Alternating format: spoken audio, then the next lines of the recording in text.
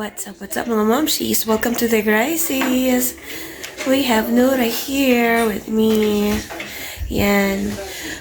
As you can hear on my voice, may sakit kami ni Nora. Simula pa noong 26 ng December, right after Christmas.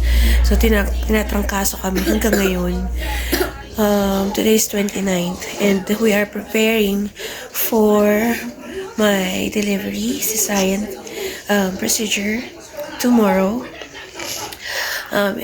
We have some friends here who's helping me to clean up home. Especially ito kasi ilang araw ako hindi nakakilos. Wala ako nagawa. Kasi si Papa nasa labas, nag-aayos-ayos na rin sa labas, inaayos niya na para ma-accommodate yung bisitang gustong dumalaw pag nandito na ang baby. So, later, papakita ko sa inyo kung ano yung mga preparation na ginawa namin. Kasi, dito, may tradition na pagka ang baby ipinanganak na, they will like a welcome party para sa baby. Ayan. Are you excited to meet our baby, Amari? Huh? Sabi niya, Mama, you can pack your bags. You can pack my bag too. So I will stay with Tomimo. Sabi niya. Kasi hinanda na namin siya. Na Don't forget to bring my eggs. eggs. Maraming eggs doon, Nana. So, inanana namin kasi siya. Sabi namin sa kanya, pag kailangan na pumunta ni Mama tsaka ni Papa sa ospital, sino gusto niyang makasama para mag-sleep beside her. Pinili niya talaga yung tita niya, yung bunsong kapatid ni Firas, Yam Tomimo. Ayan, kaya later, dadali namin siya doon. Kasi bukas ng around 4:30 in the morning, we're gonna go to be at the hospital around 5. Kasi yun ang advice nila, around 5, kailangan nasa hospital na kami. And now, right after maglinis-linis, maliligo na rin ako para fresh na rin tayo bago tayo pumunta na hospital. Okay? See? Ayan guys, nakapag-shower na ako. Then, tingnan natin yung ginagawa nila. Ang gara ng boses ko, husky. Para akong ano. Tingnan natin.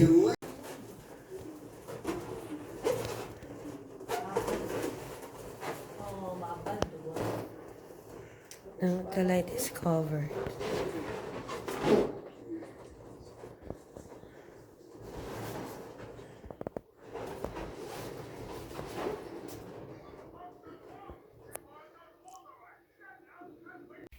Ayan, mag-blow dry muna tayo para bago tayo matulog, tuyo na yung buhok natin. Talagang sobrang lala nung naging trangkaso ko ngayon. Kung kailan manganganak, tsaka ba talaga ako tinrangkaso. Actually, lahat ng mga nakasama namin talaga. Hawa-hawa kami. So, ayan. Pero okay naman ang sabi ng doktor.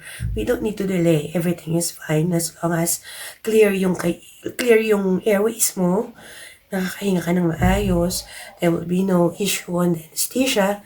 Then we can go. So tomorrow, as early as nag-change ng time. Around the 5 o'clock kami alis. 5:30 kami alis dito. Kasi 6 o'clock ang schedule sa ng pre-op procedure. And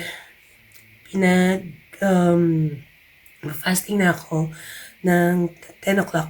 Hanggang 10 o'clock lang ako pwede kumain ngayong gabi. So, sa akin okay naman na yun. Kasi wala na akong ganang kumain talaga. Alam mo yung napakaliit lang ng meal na nakakain ko ngayon. So, I think hindi naman ako masyadong mahihirapan niya. Yan lang, kasi minsan madaling araw, nagugutom talaga ako. As in, hindi kinakaya ng sakit ng tiyan ko. Kailangan ko kumain kahit anong prutas or something. But let's see, tiisin na natin para matapos na. Blow dry na tayo.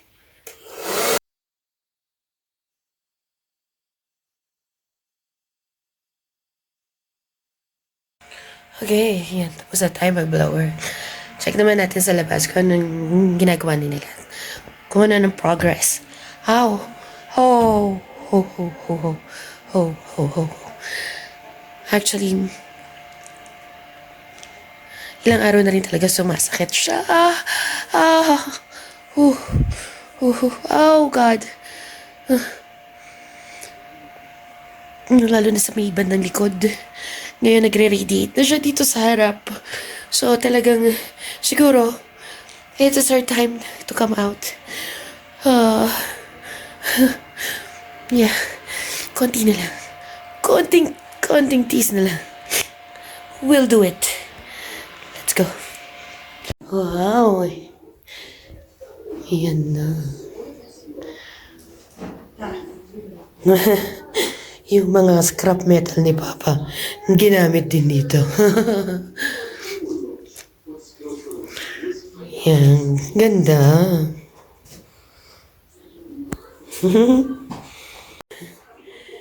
It's a girl. Yan. فراس هاك حلوة أو عجقناها؟ شو على الجنب؟ تعال شوف. Amari. حلوة. Or here is better, you know. No. Here is better. أوكي. هاي هي علقة. لزق الحين.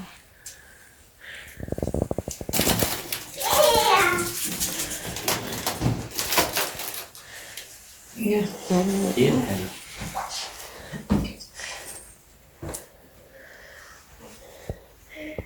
What do you say? Good.